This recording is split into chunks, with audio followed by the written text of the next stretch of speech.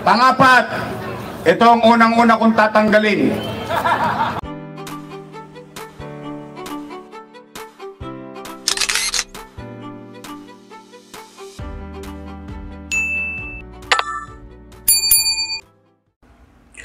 Welcome back sa aking YouTube channel, Jeremy's TV Manila.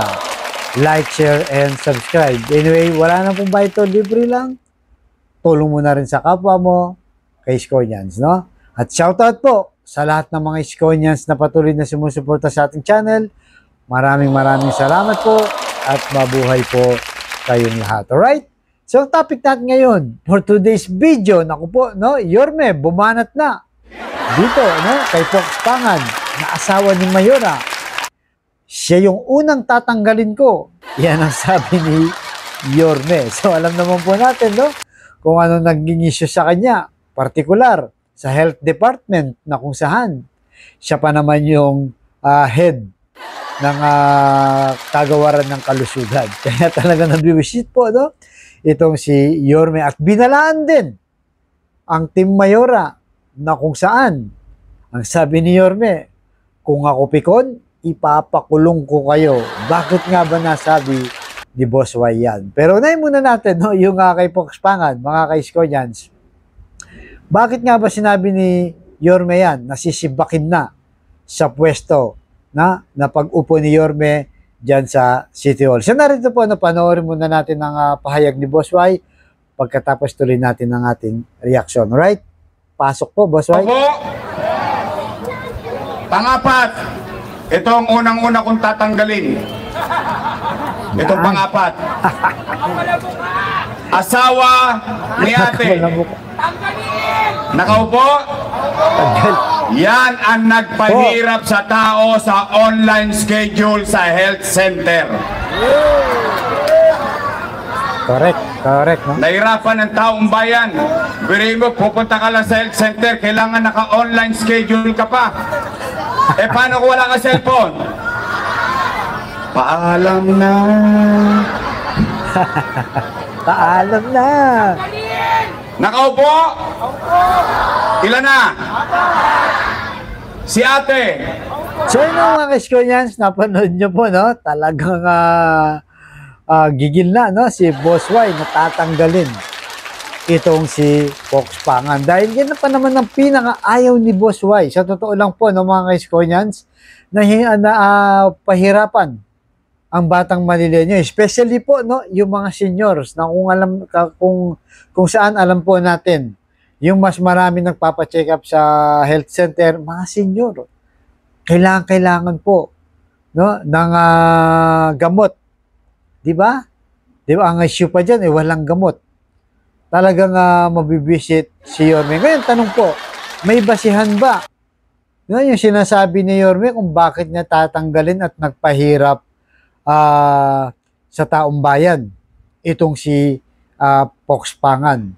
Siyempre, sa pag-ikot-ikot po ni Yorme, maraming nagsumbong sa kanya na pangit na po, no? Hindi maganda ang serbisyo sa health center, hospital, at kahit na ano pa mang health department. Lahat po, no? Talagang binabatikos itong si Fox Pangan. At matindi pa nito, no? Na nag-viral po itong video na to, na vlog na rin natin dati. Ulitin lang natin. Na kung saan itong si Fox Pangan ay harapang niloloko po yung ating mga kababayan. Opo, no? Hindi natin sa sinisiraan, kaya siguro lalo nagalit sa kanya si Boss Y. Narito, siya mismo, no, ang hulihin natin.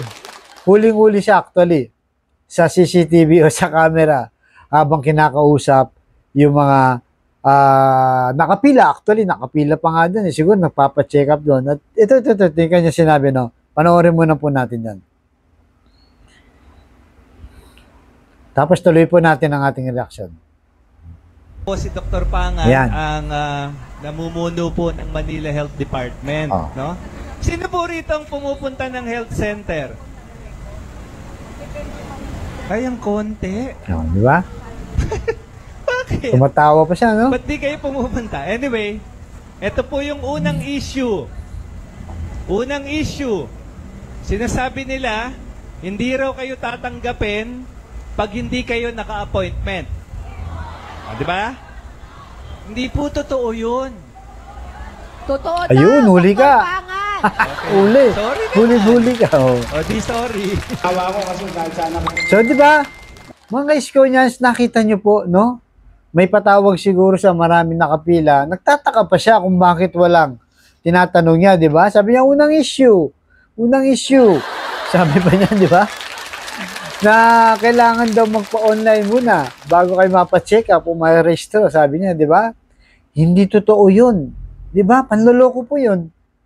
Sinasabi niya hindi raw totoo. Nasupalpal siya sa mga taong nandun. Anong sabi? Totoo po yun, Dr. Pangan. Huling-huli siya. Kaya siguro nabibisit si Yorme, meron po siyang basihan. No? Hindi po natin siya sinisiraan. Siya na po mismo, no? Ang nagsabi at nahuli, no? Nagreklamo ang ating mga kababayan. So nakita niyo po, talagang si Yorme, no? Gustong-gusto niya nang tatanggalin yan dahil nga pahirap nga po siya sa ating mga kababayan. Saka nakakita, no? Siya pa naman yung head, asawa niya, mayor po, no? Si Mayora. Natural po, no? Yung sablay ni Pocos Pangan, sablay din po ni Mayora, asawa niya, di ba? Ang kahiyan niya, di ba? Ay kahiyan din po ni Mayora. Kaya yun, sumablay siya, no? Bagay nga sa kanya kasi nga, pinabayaan niya po. Pinabayaan niya ang kanya mismong, no? Nagpakilala pa siya, ako po si Dr. Pangan, na namumuno po ng Health Department. Sabi niya, di ba? Tapos asawa niya, Mayor, yung serbisyo mo, sablay. Nagrereklamong taong bayan, harap-harapang nanuloko. Ano po, no? Mga ka-Iskonians, nararapat lang po, may basihan po, no? Ang sinasabi ni Boss Y. So, ano naman ang susunod? Ito po, no? Binalaan din ni Boss Y. Itong team ni Mayora. Bakit, no? Dahil po, lumalaganap, no? May nakikita tayo sa Facebook, no? Kumakalat po yung parang vote buying, yung ayudang binibigay. So, bago natin tuloy ang ating reaksyon, panoorin muna po natin kung ano ang sasabihin ni Boss Y. So, ito po. Pasok, Boss Y. Naakap na. Akap. Ingat kayo sa akap. Akit yan. Hindi, pero ako, sa totoo lang tingnan niyo. Kung ako medyo pikon, ipakukulong ko yung mga yan eh. Bakit? Yung mga kandidato na yan, alam nyo bakit? Simula Marso 28, bawal nang mamigay. Noong bago mag-28, pwede pa. Pero simula 28, niyuyura ka na pagkatao natin. Guy Berito, pinupuno pa to. Pinupuno pa to. Kahapon nga lang. Misa sa Paco Arena. Tama, mali? Pero hindi na, okay na yan. Bakit? Tiwala naman ako eh. Saan ako tiwala? Matalino naman kayo, di ba? Alam niya naman ang tama't mali, di ba? Tanggapin nyo na lang, sayang din. Taas ulit ang kamay. So yun po na napanood nyo, di ba? Ano sabi ni Boss Y? Kung ako pikon, ipapakulong ko sila. Bakit? Bawal nga po yun, no? Yung namimigay na ng ayuda. Di ba? Kumakalat po sa social media, ang daming picture. Yung pinapatawag ni Mayora, no? Na kung saan yung mga senior, di ba? Ay nagbinibigyan daw, di umano, no? Ng 1,000 at saka isang sakong bigas na 5 kilo. Di ba? So, nandiyan naman po yan sa picture rin po, no? Nakikita nyo. Isang sakong bigas, ano yan, mga 5 kilo yan. Ayun, may mga pangalan pa niya sa baba. Mayor, tinakpan lang. Malinaw naman po yan. Hanila ko na. Yan, may tatakpan ng city, logo, no? Tapos may 1,000. Totoo po ba to? Na yung mga paratang na to. Ako, may kakilala po ako, no? Kamag-anak ko na talagang malapit, senior din. Siya po mismo nagsabi na talagang namigay daw po ng tig 1,000 at kalahating 5 kilong bigas at may form pa no pinipirmahan. Asencio Manileño, ugnayan. So bawal po talaga yan. Talagang pinagbabawal po ng COMELEC yan. Kung magsasampa ng kaso itong si Boss Y, ay baka po ma-disqualified. Makukulong pa sila. Tama, ano? Tama ang sinabi ni Boss Y. Kung baga, incumbent ka, nakaupo ka, pero hindi ka sumusunod sa gobyerno. Kaya nga, di ba, nasaan na yung COMELEC, mga DILG, na mga nagbabantay po no, sa vote buying dito sa Maynila at sa ibang lugar. Na sana po no, makita yan. Pero tingnan niyo si Yorme, no, ayaw niya nang magsampa ng kaso. Dahil, anong sabi niya?